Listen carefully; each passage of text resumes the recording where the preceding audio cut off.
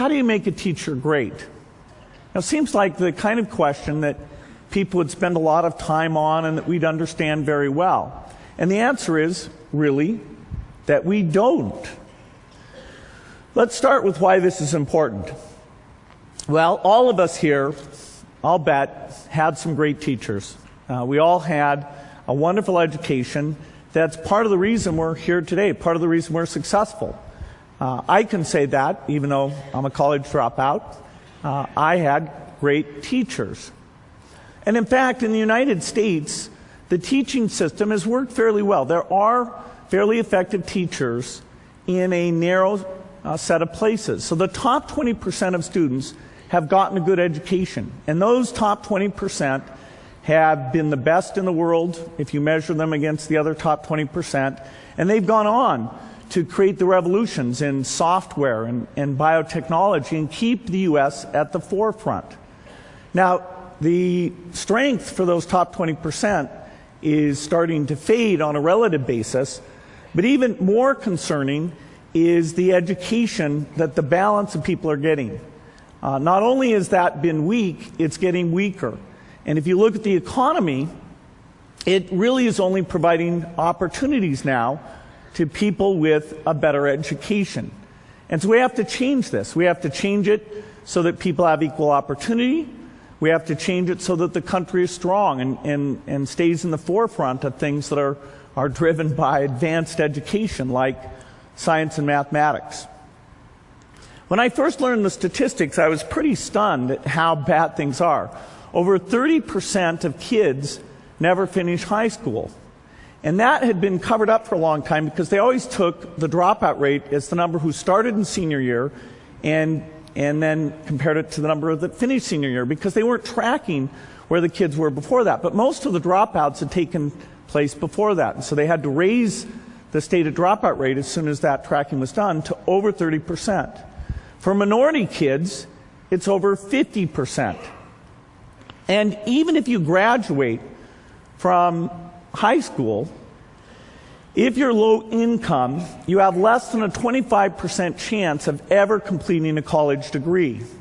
If you're low income in the United States, you have a higher chance of going to jail than you do of getting a 4-year degree. And that, doesn't seem entirely fair. So, how do you make education better? Our foundation for the last 9 years has invested in this. There's many people working on it. We've worked on small schools. We've funded scholarships. We've done things in libraries. A lot of these things had a good effect. But the more we looked at it, the more we realized that having great teachers was the very key thing. And so we hooked up with some people studying how much variation is there between teachers, between, say, the top quartile, the very best, and the bottom quartile.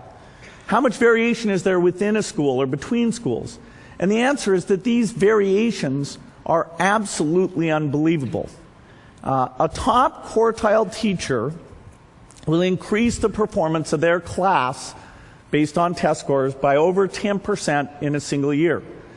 What does that mean? Well, that means if the entire U.S. for 2 years had top quartile teachers, the entire difference between us and Asia would go away. And within 4 years, we would be blowing everyone in the world away. So it's simple. All you need is those top quartile teachers. And so you'd say, well, wow, that's good. We should reward those people. We should retain those people. We should find out what they're doing and transfer that skill to other people. But I can tell you that absolutely is not happening today. What are the characteristics of this top quartile? What do they look like? You might think, well, these must be very senior teachers. And the answer is no. Once somebody is taught for 3 years, their teaching quality does not change thereafter. The variation is very, very small. You might think, well, these are people with master's degrees. They've gone back and they've gotten their master's of education. This chart takes 4 different factors and says how much do they explain teaching quality. That bottom thing, which says there's no effect at all, is a master's degree. Now, the way the PACE system works is there's two things that are rewarded. One is seniority, because your pay goes up and you vest into your pension. And the second is giving extra money to people who get their master's degree. But it in no way is associated with being a better teacher. Teach for America, slight effect. For math teachers, majoring in math is a measurable effect.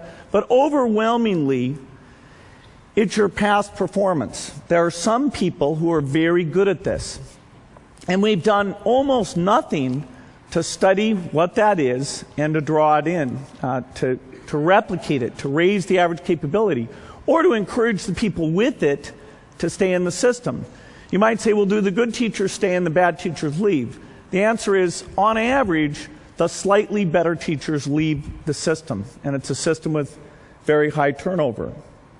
Now, there are a few places, very few, where great teachers are being made.